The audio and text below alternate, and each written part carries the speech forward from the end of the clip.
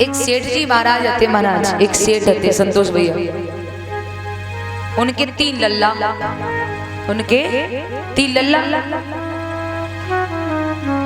तो तीनों लल्लन की कर दी शादी। ध्यान से सुनियो, बड़े बुढ़े बैठे जितने भी बैठे, तीनों लल्लन की कर दी शादी।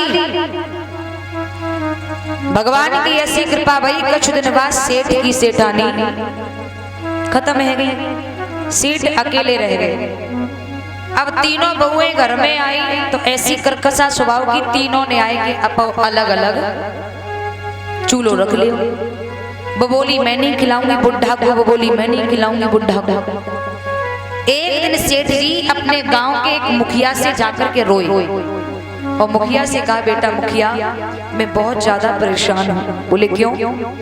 मेरे घर में 3 बहुएं होते हुए मैं रोटी के टुकड़ों के लिए परेशान हूँ। मुखिया ने कही सेठ जी, बोले हाँ, अगर तुम्हें कल से रोटी ना रबड़ी पियन को मिलने लगे तो कैसी रहेगी? सेठ कहने लगे मुखिया अगर तू ऐसा कर दे तो जिंदगी भर ते वैसा नहीं बोलूंगा। बोले ठीक है। मुखिया बोले सुनो सेठ जी। बोले हाँ। कुछ देर बाद हम एक बक्सा लेके आएंगे। बक्सा, बक्सा समझते हैं ना जी? छोटा बक्सा होता है ना जी। जवाब दिया। थोड़ी देर बाद हम बक्सा में ईंट गुटैया भर के लाए, वहां में लगा के लाए तालू, और वह बक्सा को पे सर पे रख के लेके आए और तुम्हारे द्वारे पे आए की आवाज लगाए हम, और जो आवाज ऐसे समय पे लगाए जो तुम्हारी तीनों पुत्र वधुआं सुन रही हो। हम तुमसे कहे सेठ जी ये अपने सोना चांदी हीरे मोती वालों जो बक्सा है, दौलत वाले तुम अपन लियो कि हम ले जाए? फिर देखो चमत्कार क्या हो रहा है। तुम कहना नहीं लल्ला मुखिया में बक्सा मोह दे दे, बहुत दिन है तो दौलत रखे रखे। फिर देखो कैसा चक्कर चल रहा है। बोले ठीक है। मुखिया चले गए। थोड़ी देर बाद मुखिया बक्सा लेके वहां में ईंट गुटैया भर के और तालो लगा के सर पे रख के लेके आया। दरवाजे पे आई कि ऐसे समय पे आवाज लगाई कि वे सेठ की तीनों पुत्र वधुआं सुन रही थी। मुखिया बोले अजी सेठ जी। बोले हाँ। सोना चांदी हीरो मोती भरो बक्सा मैं ही रखू रहूं कि अपनों लेओगे? सेठ जी बोले मुखिया लल्ला बहुत दिन है गए रखे रखे, अब ला भैया मैं बक्सा मुंह को दे दे। अब तीनों बहुओं ने सुनो, तीनों बहुएं सोचने लगी हाय राम हम कहीं बुढ़ापे कछु है नहीं जापे तो निरोधन माल है। अब सेठ जी ने मुखिया पे ते बक्सा लो और बक्सा घरे रख लो। अब तीनों में खलबली पड़ी, कहूँ बप लेना चली जाए, कहूँ बप लेना चली जाए। बड़ी वाली दौड़ के गई पिताजी पिताजी। बोले हाँ। पिताजी दूध पियोगे या रबड़ी बना के लाऊं? सेठ जी मन ही मन में कह लगे मुखिया को अंदाजो काम कर रहे हो है। अब सेठ जी बोले बहू बेटा तेरी मर्जी हो तो दूध ले आ और तेरी मर्जी हो तो रबड़ी ले आ। बड़ी बाई गई भाग के 1-2 लीटर की रबड़ी घोट गए, बुड्ढा के ले आया। अब भैया बुड्ढा तो चढ़ाए गयो। अब दूसरी वाली सोच लेगी हम क्या करें। दूसरी वाली गई पिताजी पिताजी। बोले हाँ। क्या खाओगे, खाने में क्या बना है? मुखिया सेठ जी बोले बहू बेटा जो तेरी मर्जी हो सो बना ले। अब उन्हें क्या करो, मटर पनीर की सब्जी और आराम से 1 नहीं 3 सब्जियां। पहले बुड्ढा परेशान हो तो 1 सब्जी के ले, अब 3 सब्जी, कबू पूड़ी कबू पराठे कबू फुलका मिल रहे खान को। तीसरी वाली आई पिताजी रबड़ी चाहे कोई पिवाए, रोटी चाहे कोई खवाए। बड़े बूढ़े को रोटी खाने के बाद जब तक चाय ना मिले तब तक बड़े बूढ़े को पेट नहीं भरे। पिताजी चाय ले आए। अब सेठ बोले बहू बेटा ज्यादा इच्छा है तो ले आओ। अब भैया दिन भरे में 3 तरह के पकवान बुड्ढे को मिल रहे हैं। अब तो भैया मरनवा सेठ 6 महीना में अट्ठा कट्ठा पट्ठा दोबारा बन गए, खाए खाए के रवड़ी, पी पी के रवड़ी।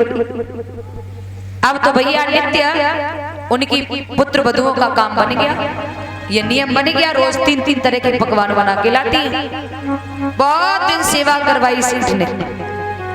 एक दिन की बात, भगवान की कृपा ऐसी भई, सेठ को जब समय आया तो सेठ खत्म हो गए, चले गए। पिता की अंतिम दाह क्रियाएं जो भी होती हैं सारी की क्रियाएं करने के बाद तीनों लड़के एक जगह बैठे, बोले भैया, बोले हाँ पिताजी तो खत्म हो गए, लेकिन पिताजी की दावत ऐसी होनी चाहिए जो क्षेत्र वाले नाम लेके, हाँ सेठ के बच्चों ने सेठ की 13वीं दावत की है। एक बोला सुनो, पिता की 13वीं दावत के लिए 25,000 रुपए मैं दूंगा। दूसरों बोलो 25 तू देगो, चल 50,000 मैं दूंगा। तीसरों बोलो 50 तू देगो, चल 1 लाख मैं दूंगा, लेकिन दावत ऐसी होनी चाहिए जो क्षेत्र में किसी की न हो। अब कूद काय पे रहे हैं बक्सा की, काय पे कूद रहे हैं बक्सा की दौलत पे। अब भैया जा पे रुपया ना दे तो कर्जा ले लेंगे, इधर उधर से कर्जा ले लेंगे, दावत करी और वास्तविक दावत ऐसी भाई क्षेत्र में नाम हो गया भाई, सेठ के बच्चों ने सेठ की 13वीं दावत की है। इतनी सुंदर दावत, आज तक ऐसी दावत किसी ने नहीं खिलाई। अब भैया सब कुछ क्रियाएं हो गई, दावत से भी फ्री हो गई। अब बड़ी बहू ने अपने पति को भरना शुरू करो, सुनो सब कुछ है क्या? बोले हाँ। अब बक्सा भाई दौलत को जल्दी बंटवारो करवाओ, हमें चैन ना है।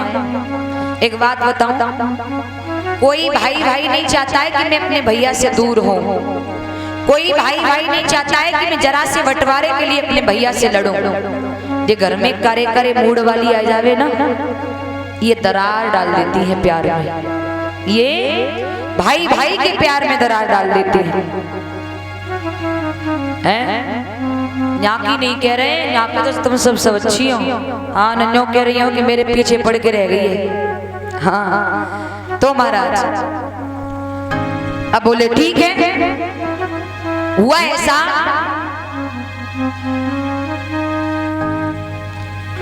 तीनों भाइयों ने कहा कि भैया एक काम करो, क्या? बंटवारा कर दो। बंटवारा? बोले हाँ। एक बोला चलो चलते हैं।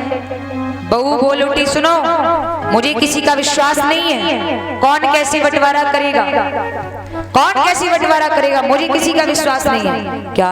बोले हाँ। तो बड़ों वालों बोलो भैया, बोले हाँ। ये तीनों क्या फायदा आपस में लड़ेंगे, एक काम करते हैं। बोले क्या? काऊ सुनार को बुला ले, सुनार को बंटवारा करने के लिए। बोले ठीक है।